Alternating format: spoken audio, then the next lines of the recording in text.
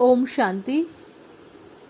आज दादी जी के 15वें पुण्यतिथि दिवस पर आज दादी की विशेषताओं को और दादी का व्यक्तित्व था उसके बारे में आज चर्चा करते हैं और हम भी उन सभी बातों को अपने जीवन में धारण करें और दादी जी से ब्लेसिंग प्राप्त करें।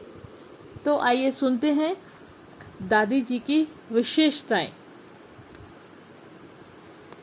दादी जी का व्यक्तित्व के बारे में बात करते हैं। जैसा कि दादी जी को देखने से ही लगता है ना, जो उनकी पर्सनैलिटी है, जो उनका व्यक्तित्व है, उससे ही लगता है कि दादी एक विशाल हृदय वाली महान दिव्य आत्मा थी। बहुत विशाल हृदय वाली, सबको अपने अंदर समाने वाली। वो दादी को देखने से ही ऑटोमेटिकली ऐसा वाइब्रेशन आ जाता है और दादी की जो मुस्कुराहट है, निस्वार्थ प्रेम दादी से टपकता है ना। तो और दादी के जो हृदय तो विशाल है ही, सबके लिए, सबको दादी ऐसे अंगीकार कर लेती थी। कोई भी आत्मा एक मिनट में दादी के सामने आते ही संतुष्ट हो जाती थी। ऐसा दादी को देखने से ही महसूस होता है। और दादी बहुत विशाल बुद्धि वाली भी थी। विशाल हृदय, विशाल बुद्धि, ब्रॉड माइंडेड। सबको समान नजर से दादी देखती थी, आत्मा रूप में देखती थी। हालांकि मैंने दादी को नहीं देखा है, लेकिन दादी को देखकर और दादी की विशेषताओं को पढ़कर, सुनकर जो मन में भाव आ रहे हैं वो मैं आपके सामने व्यक्त कर रही हूँ। तो एक तो दादी बाबा की बहुत अति प्रिय, अति लाडली थी। दादी एकदम आज्ञाकारी, वफादार, इसमें 100% थी दादी। और दादी के लिए एक बल और एक भरोसा, सर्व संबंध सिर्फ एक बाबा के साथ। किसी भी तरफ दादी का कोई झुकाव नहीं, कोई लगाव नहीं। लगाव झुकाव से दादी पूरा मुक्त रहती थी। इसीलिए दादी क्या लगती थी? न्यारी और प्यारी। जो लगाव मुक्त होगा वही न्यारा और प्यारा नजर आएगा। ऐसे ही दादी की विशेषता थी कि वो हर कर्म में, उनका हर कर्म श्रीमत प्रमाण होता था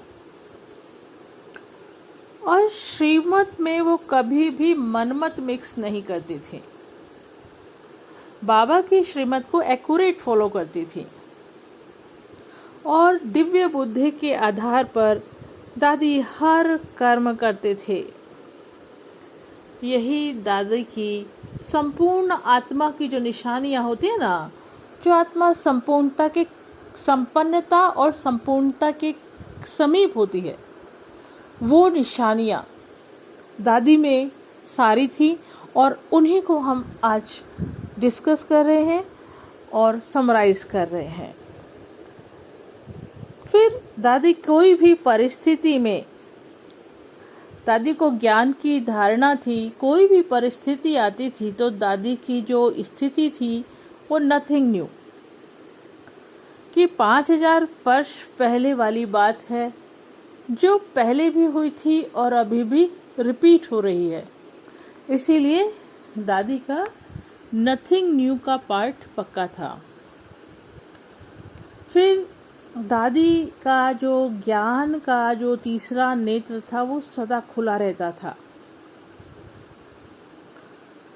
ज्ञान के नेत्रों से दादी हर आत्मा को देखती थी, यज्ञ के हर कारोबार को करती थी, सबको संतुष्ट कर कर दादी चलती थी। सबको अपना सहयोगी बनाकर, औरों को सहयोग देकर, जिससे हमारा यज्ञ का जो संगठन है वो मजबूत होता था। और लगभग सभी आत्माएं दादी से संतुष्ट रहती थी, क्योंकि दादी के अंदर वो निस्वार्थपन का जो वाइब्रेशन था ना, वो ऑटोमेटिकली सब आत्माओं तक पहुंचता था। ये भी संपूर्ण आत्मा की निशानी होती है। फिर वह सबका संबंध बाबा से ही जुड़ाती थी। उनके मुख में बाबा के प्रति स्नेह और बाबा के प्रति प्यार। प्यारे बाबा ने हमें अपने प्यारे से प्यारी चीज क्या दी है? दिव्य बुद्धि गिफ्ट दी है, और उस गिफ्ट को हमें यूज करना है, संभाल कर चलना है। और जो दादी का एक बहुत बड़ा पाठ जो दादी को पक्का था, जो धारणा में दादी को दिखता था, हम सबको दिखता था कि दादी सदा निमित्त बनकर सेवा करती थी। निमित्त भाव और निर्माण भाव और निर्मल वाणी। आप दादी के बोल सुनते हैं तो लगता है ना एकदम निर्मल वाणी है ना, मुंह से कैसे प्यार टपकता है दादी का हर एक के प्रति। निर्मल वाणी, फिर निर्माण, निमित्त। जो निमित्त भाव का होगा वो निर्माण चित होगा ही होगा, और जो निर्माण चित होते हैं वही निर्माण के कार्य में मददगार बन सकते हैं। तो दादी निमित्त थी। दादी निमित्त मात्र अपने को समझती थी। हालांकि दादी के द्वारा कितनी वीआईपीस की और विदेशों की सेवाएं दादी उनके निमित्त बनी, लेकिन दादी में हमेशा दादी क्या बोलती थी कि करन करावनहार बाबा बैठा करा रहा है, मैं तो निमित्त हूँ। तो और दादी महिमा को कभी स्वीकार नहीं करती थी। महिमा किसकी? बाबा की। तो निमित्त समझने के कारण मुख से सदा बाबा बाबा ही निकलता था। तो महिमा में खुश नहीं होगा और वो निंदा में घबराएगा नहीं। मतलब स्थिति जो है एक रस अवस्था जो कहते हैं ना, कि महिमा हो गई तो खुश हो गए, निंदा हो गई तो दिल शिकस्त हो जाते हैं ना। तो दादी उसमें समान रहती थी, क्योंकि दादी का निमित्त पने का भाव जो था वो पाठ पक्का था। फिर जैसे बाबा हमें क्या कहते थे? बाबा कहते थे, बच्चे, बाबा भी और ब्रह्मा बाबा भी कहते थे, मैं बच्चों का मोस्ट ओबीडियंट सर्वेंट हूँ। है तो जो जितना महान होता है वो उतना निर्माण भी होता है। तो दादी महानता में, एकदम निर्माणता में नंबर 1 थी।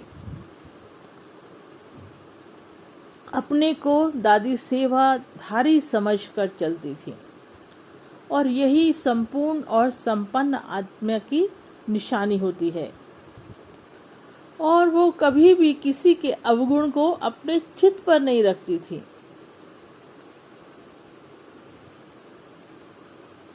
क्योंकि अगर उधर बुद्धि जाएगी, किसी की पुराने संस्कारों को देखेंगे, अवगुणों को देखेंगे, वो चित्त में आएगा और बुद्धि में फिर वो बार बार आएगा। इसलिए क्या करती थी?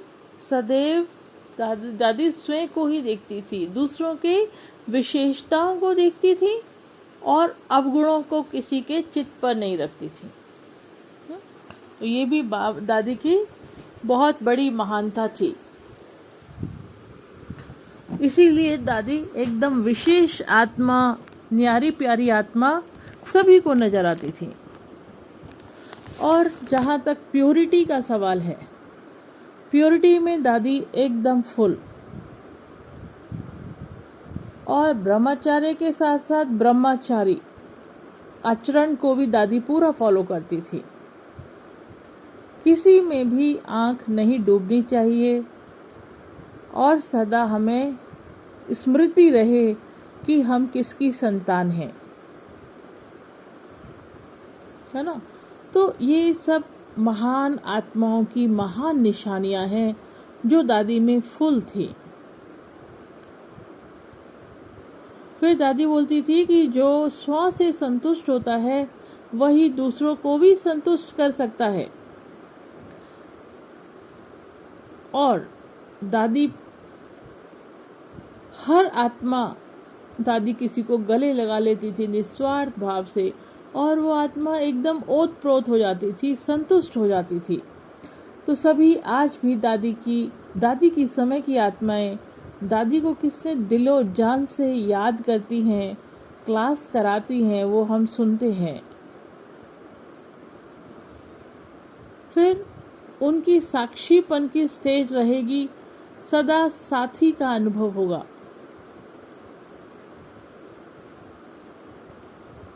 तो साक्षी होकर हम साक्षीपन की जो अवस्था है ना, वो सबसे ऊंची स्टेज होती है। तो दादी बीच बीच में साक्षीपन होकर उस स्टेज पर रहकर दृश्यों को देखती थी। तो उससे क्या होता था, जो अवस्था है वो स्टेबल रहती थी। और दृष्टि वृत्ति में भी दादी की हमेशा रूहानियत रहती थी और अलौकिकता होती थी। और ना दुख देना है ना दुख लेना है, इसमें भी दादी का पाठ पक्का था। तो दादी ना किसी को दुख देती थी और ना ही किसी से दुख लेती थी। और दादी मुरली के लिए दादी पूरा समय देती थी। मुरली पढ़ने के लिए मुरली का दादी रिवीजन करती थी, समय निकालकर, अलग से समय निकालकर।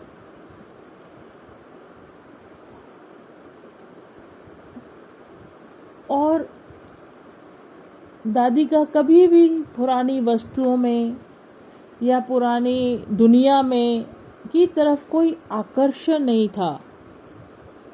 वह सदा एक बाप के ही, शिव बाबा के आकर्षण में ही रहती थी। हर बोल या भाषण जो दादी करती थी, उनके भाषण में ही क्या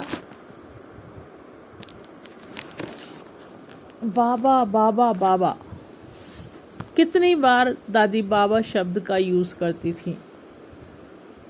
तो दादी अपने को सिर्फ निमित्त समझती थी और बाबा को आगे रखती थी और खुद को पीछे रखती थी। और बुद्धि में सिर्फ एक बाबा की ही याद, अर्थात एकाग्र वृत्ति जिसको हम कहते हैं ना। और दादी अपने चारों सब्जेक्टों में भी पूरा ध्यान देती थी। सेवा तो दादी ने बेहद की। इतनी सेवा तो किसी ने नहीं की। इतनी वीआईपीज की सेवा, विदेशों की सेवा, दादी तो बहुत बेहद की सेवा के निमित्त बनी। इसके अलावा दादी अपनी पढ़ाई का और चारों सब्जेक्ट का ध्यान रखती थी।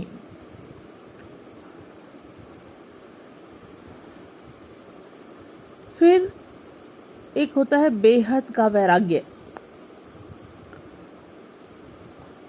तो जो आत्मा संपूर्णता के समीप होती है, उसकी निशानी होती है कि वो बेहद का वैरागी होगी। उसका कहीं पर भी लगाव, झुकाव, ममत्व, मोह किसी से भी नहीं होगा। और ऐसी आत्मा सबके बीच रहते हुए भी, भीड़ में भी न्यारी और प्यारी नजर आती है।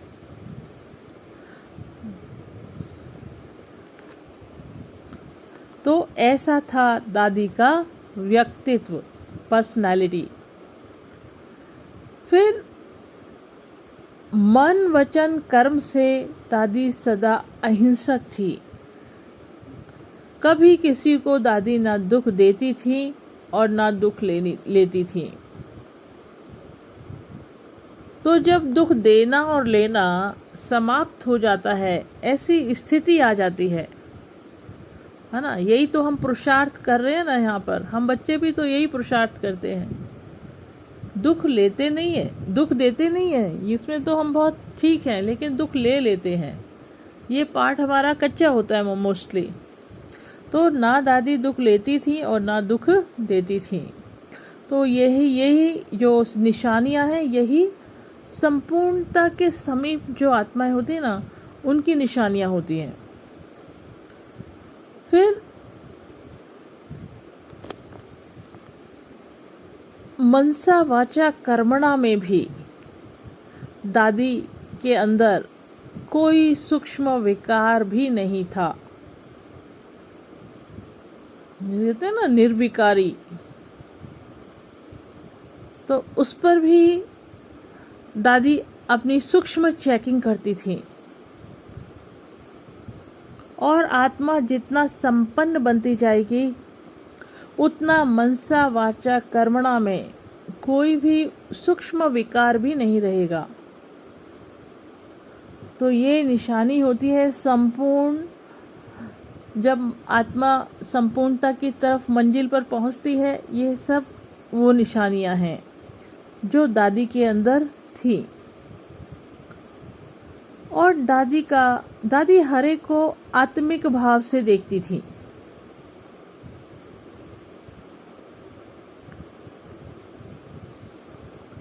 दादी शिव बाबा की अमूल्य रतन थी। यज्ञ की प्रथम प्रमुख प्रशासिका।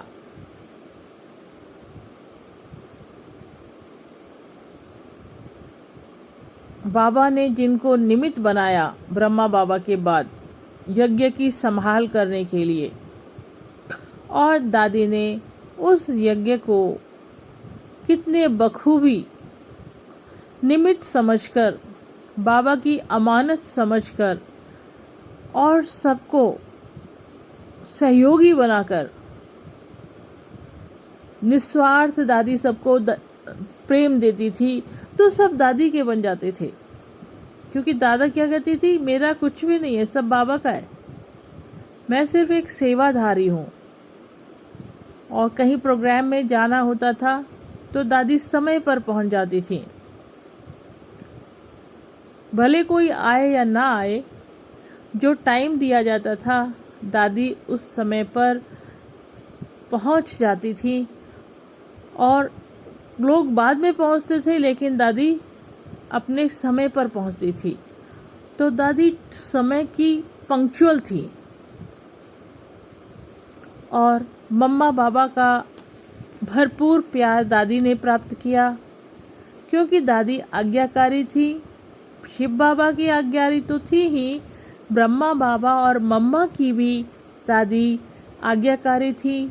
उनकी भी भरपूर दुआएं दादी को प्राप्त थी। तो हम सब आज दादी जी के पुण्यतिथि दिवस पर दादी के इन विशेषताओं को और दादी के व्यक्तित्व से इन सब चीजों को अपने जीवन में धारण करने का पूरा प्रयास करेंगे। यही दादी को सच्ची दादी को कैसे प्रसन्न होगा कि दादी समान हम बनेंगे, तो दादी